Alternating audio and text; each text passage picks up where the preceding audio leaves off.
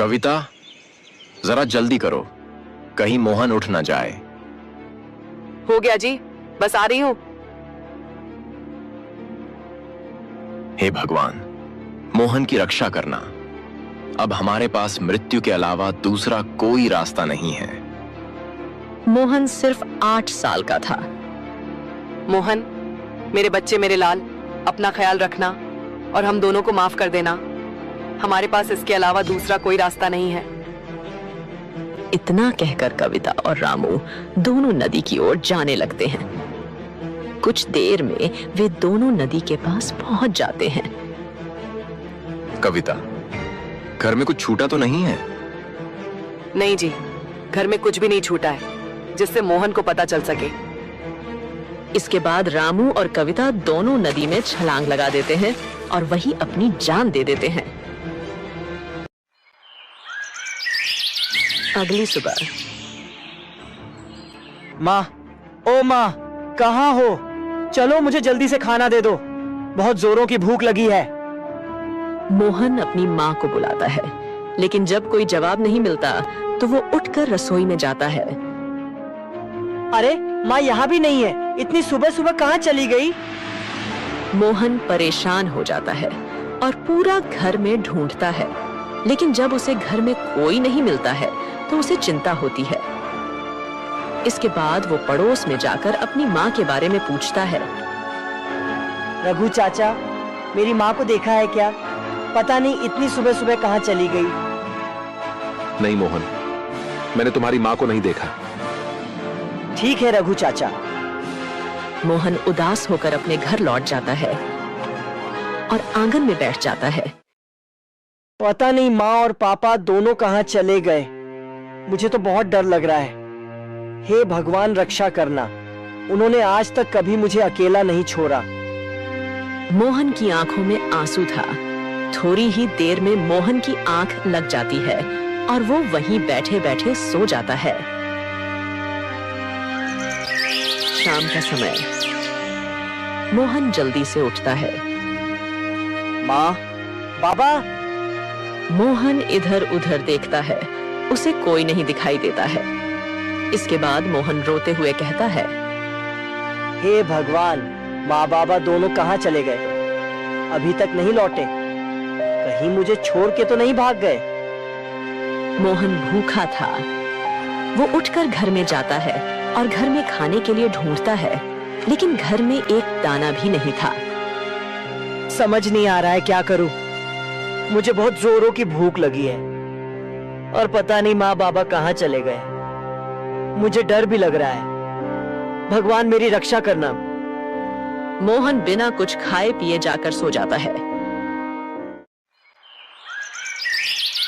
अगले दिन पूरे गांव में हल्ला हो गया था कि मोहन के माता पिता उसे छोड़कर कहीं भाग गया है। बेचारे मोहन की तो जिंदगी खराब कर दी उसके माता पिता ने। बताओ अब मोहन कहाँ जाएगा? हाँ, तुम सही कह रहे हो श्याम। इस बेचारे 8 साल के बच्चे की क्या गलती थी। गांव के लोग मोहन के बारे में चर्चा कर रहे थे। वहीं पास में खड़ा सेठ धनीराम ये सुनता है और उसके दिमाग में एक तरकीब आता है। इसके बाद वह जल्दी से मोहन के घर जाता है। मोहन, अरे ओ मोहन के बच्चे, बाहर निकल। इतना सुनकर मोहन जल्दी से बाहर आता है। जी सेठ जी। अरे मोहन, मैंने सुना है तेरे माता पिता तुझे छोड़कर भाग गया है। अब तू ये बता, मेरे कर्ज के पैसे कौन लौटाएगा? क्या कर्ज के पैसे? हाँ, पैसे। तेरे पिता ने मुझसे बहुत सारा कर्ज लिया था और वो तो मुझे कर्ज वापस किए बिना ही भाग गया। तू बता, मुझे कैसे पैसे वापस लौटाएगा? सेठ जी, आप तो जानते हैं मेरे पास कुछ भी नहीं है। मैं किस तरह आपको धन लौटा पाऊंगा ले देकर? बस मेरी पास एक झोपड़ी है जिसमें मैं रहता हूँ। इस झोपड़ी का मैं क्या करूं? अगर पैसे नहीं हैं तो तुझे उम्र भर मेरे खेतों में मजदूरी करनी पड़ेगी और तभी ये कर्ज चुकेगा और मैं इसके तुझे पैसे भी नहीं दूंगा। मोहन नादान था, इसलिए वो आसानी से सेठ धनीराम की बात मान जाता है। ठीक है सेठ जी, अगर ऐसा करने से कर्जा माफ हो जाएगा तो मुझे मंजूर है। इसके बाद मोहन सेठ धनीराम के खेत में मजदूरी करने लगता है। दिन भर वह मजदूरी करने के बाद सेठ धनीराम मोहन को सिर्फ रात का खाना ही देता था, और वो भी सिर्फ 2 सूखी रोटियां। ये ले और इसे खाकर सो जा, और कल सुबह जल्दी उठकर फिर से काम पर लग जाना। सुबह पैर पसार कर सोते मत दिखाई देना, वरना तेरी खैर नहीं। जी सेठ जी। सेठ धनीराम मोहन को खूब मारता पीटता भी था, जैसे वो कोई जानवर हो, लेकिन हालातों के आगे मोहन भी मजबूर था। ऐसे ही कुछ साल बीत जाते हैं और मोहन 25 वर्ष का हो जाता है। एक दिन सुबह सुबह मोहन को उठने में जरा देरी हो जाती है, तो वो जल्दी से सेठ धनीराम के खेतों की तरफ भागता है। आज तो उठने में बड़ी देर हो गई, जल्दी से खेत पहुंचता हूँ, वरना सेठ जी बहुत गुस्सा करेंगे। जैसे ही मोहन खेत में पहुंचता है, वो देखता है कि सेठ धनीराम लाठी लिए गुस्से में उसका इंतजार कर रहे थे। उन्हें ऐसे देखकर मोहन बहुत घबरा जाता है। सेठ जी, माफ कर दीजिए सेठ जी, उठने में जरा देर हो गई, आइंदा कभी नहीं होगा। अच्छा, माफ कर दूं? अरे एक बार माफ करूंगा ना, तो तू बार बार यही गलती दोहराएगा। सजा तो तुम्हें मिलनी ही चाहिए। तू क्या चाहता है? तू घर में आराम करे और मैं खेतों में काम करूं? रुक, अभी बताता हूं तुझे। इतना कहकर सेठ मोहन को बेरहमी से पीटने लगता है। वैसे तो मोहन हमेशा सेठ जी की मार खा लेता था, क्योंकि उसे लगता था कि सेठ जी के अलावा उसका इस दुनिया में कोई है नहीं। लेकिन आज मोहन सेठ जी को जवाब देते हुए कहता है, बस करिए सेठ जी, कितना पीटेंगे? रात में आप ही ने मुझसे खेतों में देर तक काम करवाया, इसलिए तो मुझे घर लौटने में देरी हुई थी, और इसी वजह से मैं सुबह जल्दी नहीं उठ पाया। तो भला इसमें मेरी क्या गलती है? सेठ जी मोहन का ऐसा जवाब सुनकर बौखला जाते हैं। अच्छा, तो तू क्या चाहता है मोहन? गलती किसकी है? मेरी? अरे तेरे जैसे को तो अपने सगे माँ बाप ने भी नहीं रखा, छोड़कर भाग गया, और अब मेरी टुकड़ों पर पलकर मुझसे ही जबान लड़ाता है। जा, निकल जा मेरी खेत से। जब भूखे मरेगा तब आएगा मेरे पास वापस लौटकर। सेठ की ऐसी कड़वी बातें सुनकर मोहन की आंखों में आंसू आ जाते हैं। ठीक है, मैं जा रहा हूँ सेठ जी। वो खेत छोड़कर सीधा गांव के बाहर की तरफ भागने लगता है। उसे भी नहीं पता था कि वो कहां भाग रहा है, मगर मोहन सिर्फ उस गांव से दूर जाना चाहता था जिसने उसका सब कुछ उससे छीन लिया था। अब कभी वापस नहीं लौट कर आऊंगा, चाहे जैसे मुझे अपना गुजारा करना पड़े। ये सब सोचते हुए भूखा प्यासा मोहन एक जंगल के पास पहुंचता है और वहां एक पेड़ के नीचे बैठकर रोने लगता है। कुछ देर बाद मोहन आगे बढ़ता है। मोहन उदास होकर आगे बढ़ रहा होता है कि तभी मोहन की नजर सामने एक पेड़ के नीचे बैठे साधु पर पड़ती है। साधु बैठकर तपस्या कर रहे थे। मोहन को ऐसे झाड़ियों के पास खड़ा देखकर साधु मुस्कुरा देते हैं और प्यार से उससे कहते हैं, क्या हुआ बेटा, तुम यहाँ क्या कर रहे हो? मोहन साधु के पास जाता है। क्या बात है बेटा, बड़ा परेशान लग रहे हो? हाँ बाबा, परेशान तो हूँ। जीवन में कुछ अच्छा नहीं चल रहा है। भूख, प्यास और थकान से शरीर भी व्याकुल है। अच्छा, सबसे पहले तुम एक काम करो, उस झोपड़ी के अंदर जाओ। वहां कुछ फल रखे होंगे, उन्हें उठा कर ले आओ। मोहन साधु की बात मान लेता है और झोपड़ी के अंदर जाकर कुछ फल उठा लाता है। साधु उसमें से कुछ फल लेकर बाकी फल मोहन को दे देते हैं। ये कुछ फल मेरे पास रहने दो और बाकी के तुम खा लो। लगता है सुबह से तुमने कुछ नहीं खाया। मोहन को यह सुनकर बड़ी प्रसन्नता होती है। धन्यवाद बाबा। आपको कैसे पता चला कि मैंने सुबह से कुछ नहीं खाया था? मैंने तो बस इतना बताया था कि मैं अभी भूखा था। बस यूं ही समझ लो कि मुझे ऊपर वाली ने बताया है। अच्छा, जरा अपना हाथ लाना तो। मोहन साधु की बात सुनकर कुछ समझ नहीं पाता, लेकिन फिर भी वो अपना एक हाथ साधु की तरफ बढ़ा देता है। मोहन का हाथ साधु बड़े ध्यान से पढ़ने लगते हैं। वाह, ऐसी लकीरें तो मैंने आज तक सिर्फ राजा महाराजाओं के हाथ में देखी है। बेटा, तुम तो बहुत तकदीर वाले हो। मोहन को साधु की बात पर हंसी आ जाती है। ये आप कैसी बातें कर रहे हैं साधु महाराज? आपकी बातों से तो मुझे ऐसा लग रहा है आप मेरा हाथ देखने का सिर्फ नाटक कर रहे हैं और आपको लकीर पढ़ना आता ही नहीं। मोहन की बात पर साधु मुस्कुरा देते हैं। क्या हुआ बेटा, तुम ऐसे क्यों कह रहे हो? मैंने आज तक अपना जीवन गरीबी में बिताया है बाबा। मेरे माता पिता भी मुझे छोड़कर भाग गए हैं। जीवन भर उस सेठ ने मुझे मारा पीटा। अरे मेरी जैसी किस्मत तो किसी की ना हो। और आप कहते हैं मेरी लकीर महाराजाओं जैसी है और मैं बहुत तकदीर वाला हूँ। ये सब सुनकर साधु महाराज फिर से मुस्कुरा देते हैं। बेटा, तुम चिंता मत करो, तुम्हें जल्दी मेरी बातों पर यकीन हो जाएगा।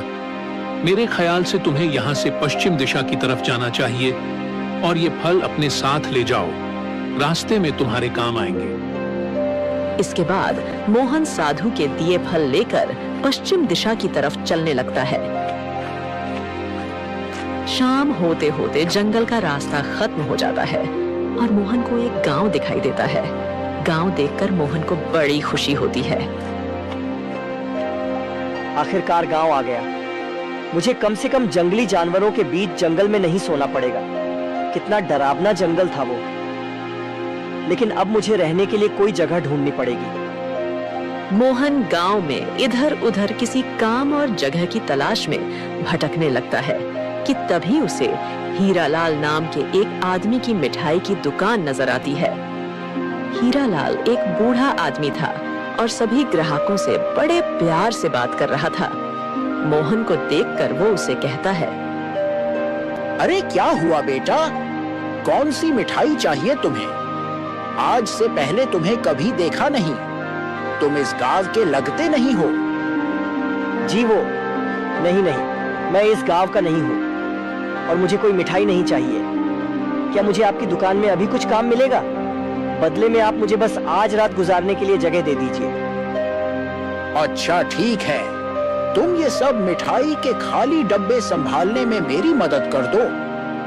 मैंने मेरे निकम्मे बेटे अनुज को कितना बुलाया, लेकिन वो आया ही नहीं। मोहन बड़े मन से हीरालाल की मदद करने लगता है। हीरालाल को भी मोहन से बात करके बड़ा अच्छा लग रहा था। रात होते ही हीरालाल मोहन को अपने घर ले जाता है, जहां पर सिर्फ हीरालाल और उसका बेटा अनुज अकेले रहते थे। अनुज की माँ का बहुत पहले ही देहांत हो गया था। अरे पिताजी, ये किस भिखारी को उठाकर ले आया आप?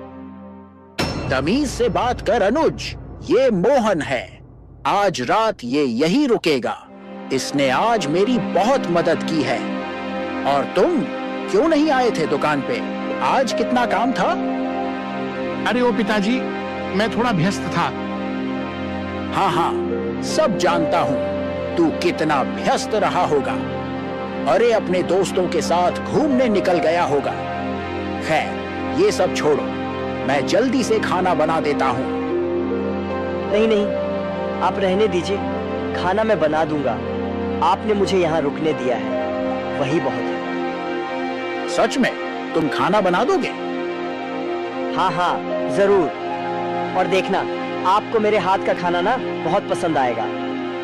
इसके बाद मोहन हीरालाल और उसके बेटे अनुज के लिए स्वादिष्ट खाना बना देता है। वाह, क्या खुशबू आ रही है। आओ मोहन, तुम भी बैठो। हम सब साथ ही बैठकर खाते हैं। क्या? मैं आपके साथ? हाँ, और क्या, आओ। मोहन जब ये देखता है कि हीरालाल उससे इतने प्यार से बात कर रहा था, तो उसके आंखों में आंसू आ जाते हैं और वो उन्हें गले लगा लेता है। क्या हुआ बेटा, ऐसे भावुक क्यों हो रहा है? बहुत अरसे के बाद किसी ने मुझे ऐसे प्यार से बात किया है, इसलिए मन थोड़ा भावुक हो गया। चलिए, आप सब साथ में भोजन करते हैं। इसके बाद वो सब साथ में बैठकर भोजन करते हैं। अगले दिन सुबह सुबह मोहन जल्दी उठ जाता है और सबके लिए नाश्ता भी बना देता है। आज उसे बड़ा अच्छा लग रहा था और ऐसा महसूस हो रहा था कि मानो ये उसकी जिंदगी की एक नई शुरुआत हो। सेठ जी उठ जाइए, मैंने आपके लिए नाश्ता बना दिया है और अनुज सेठ को भी उठा दीजिए। क्या खुशबू है चाय की, वाह! अरे तूने तो मेरा दिल ही खुश कर दिया मोहन। ऐसे तो सिर्फ मेरी पत्नी ही मुझे नाश्ता बनाकर खिलाया करती थी, तूने तो मुझे उसकी याद दिला दी। और हाँ, ये क्या सेट लगा रखा है? एक काम कर, तू मुझे चाचा बुलाया कर। हीरालाल की बात सुनकर मोहन को बेहद अच्छा लगता है। वो खुशी से कहता है, ठीक है हीरा चाचा। इसके बाद तीनों नाश्ता करने बैठ जाते हैं। नाश्ता करने के बाद मोहन हीरालाल से कहता है, हीरा चाचा आपका बहुत बहुत धन्यवाद। आपने मुझे इतना प्यार दिया, इतना इज्जत दिया। अब मैं चलता हूँ। मोहन कहाँ जा रहे हो? तुम तो किसी को इस गांव में जानते भी नहीं। चाचा मैं काम की तलाश में जा रहा हूँ, क्या पता कुछ काम ही मिल जाए। मोहन एक काम करो, तुम राजा के दरबार में चले जाओ। राजा विक्रम बड़े दयालु है, मुझे पूरा यकीन है तुम्हें कुछ न कुछ काम जरूर मिल जाएगा। ठीक है हीरा चाचा, मैं सबसे पहले राजा विक्रम के दरबार में ही जाऊंगा। इसके बाद मोहन हीरालाल की आशीर्वाद लेता है और राज्य दरबार की ओर जाने लगता है। रास्ते में एक घना जंगल पड़ता है। मोहन के चेहरे पर संतोष झलक रहा था। उसे उम्मीद था कि राज्य दरबार में उसे कुछ काम मिल जाएगा। मोहन जल्दी जल्दी राज्य दरबार की ओर बढ़ रहा था कि तभी उसे सामने एक मरा हुआ पक्षी दिखाई देता है। अरे ये पक्षी तो काफी घायल है, ऐसा लगता है जैसे ये मर चुका है। मोहन उसे छू कर देखता है, लेकिन पक्षी की सांसें थोड़ा सा भी नहीं चल रहा होता है। शायद ये पक्षी मर चुका है। इसके बाद मोहन उस पक्षी को वहीं पर छोड़कर आगे बढ़ने लगता है। वो पक्षी ऐसे पारा क्यों था? मुझे ये बात समझ नहीं आई। कहीं वो पक्षी जिंदा तो नहीं? क्यों ना मैं उस पक्षी को अपने साथ राज्य दरबार ले जाऊं और ले जाकर राजा को दे दूंगा। महल में अनेक प्रकार के हकीम रहते हैं जो पक्षी को जरूर बचा लेंगे। मोहन इतना सोचता है और लौटकर वापस आ जाता है और उस पक्षी को हाथ में उठाकर जल्दी जल्दी राज्य दरबार की ओर बढ़ने लगता है। कुछ देर बाद मोहन पक्षी को लेकर दरबार के अंदर पहुंचता है। मोहन के हाथ में पक्षी देखकर राजा चौंक जाता है और दौड़ कर मोहन के पास आता है। पक्षी, ये पक्षी तुम्हारे पास कहां से आया? मोहन राजा की बात सुनकर डर जाता है। महाराज, मैंने कुछ नहीं किया। मैं तो जंगल की रास्ते से आ रहा था तो मुझे ये पक्षी रास्ते पर पड़ा हुआ मिला। मैंने सोचा क्यों न इस पंछी को राज्य दरबार ले जाऊं, शायद इसकी जान बच जाए। महाराज मुझे माफ कर दीजिए, मैंने इसे नहीं मारा। हाँ, मुझे पता है कि इसे तुमने नहीं मारा है। क्या तुम्हें पता है ये किसकी पक्षी है? किसकी है महाराज? मुझे नहीं मालूम, मैं तो इस गांव का भी नहीं हूँ। ये पक्षी यहाँ के राजकुमार रवि का था, जो कि मेरा इकलौता पुत्र था। और तुम्हें पता है वो राजकुमार कौन है? मोहन डरते डरते कहता है, कौन है महाराज? वो राजकुमार तुम हो। तुम बचपन में खेलते खेलते जंगल में गुम हो गए थे। मैंने तुम्हें कहाँ नहीं ढूंढा, लेकिन मुझे उम्मीद था कि तुम एक दिन जरूर लौटोगे। बेटा, ये पूरा राज्य 25 साल से तुम्हारा इंतजार कर रहा है। क्या मैं? नहीं महाराज, मैं राजकुमार नहीं हो सकता। मैं तो एक गरीब आदमी हूँ। मुझे तो मेरे माता पिता ने बचपन में ही अकेले छोड़ दिया था। बेटा, वो तुम्हारे माता पिता नहीं थे, वो दोनों डायन थे जो तुम्हें जंगल से अपहरण करके ले गया था। लेकिन ये सब आपको कैसे पता? और मुझे तो कुछ याद नहीं। बेटा, तुम्हारे गुम हो जाने के बाद मैंने तुम्हें बहुत ढूंढा, लेकिन कहीं से कुछ पता नहीं चल रहा था कि अचानक एक दिन एक साधु आते हैं और उन्होंने ही बताया था कि 25 साल बाद एक आदमी मरे हुए पक्षी लेकर राज दरबार में आएगा। वही होगा इस राज्य का राजकुमार। मोहन ये सब सुनता है और उसे विश्वास नहीं होता है कि तभी उसे साधु की बात याद आता है। क्या हुआ बेटा, ज्यादा सोचो मत, अब तुम आ गए हो ना, अब सब कुछ सही हो जाएगा। इसके बाद मोहन अपने पिता राजा विक्रम के गले लग जाता है। दोस्तों, कहानी अच्छी लगी हो तो लाइक, सब्सक्राइब एंड कमेंट जरूर करें। मिलते हैं किसी नए कहानी में, तब तक के लिए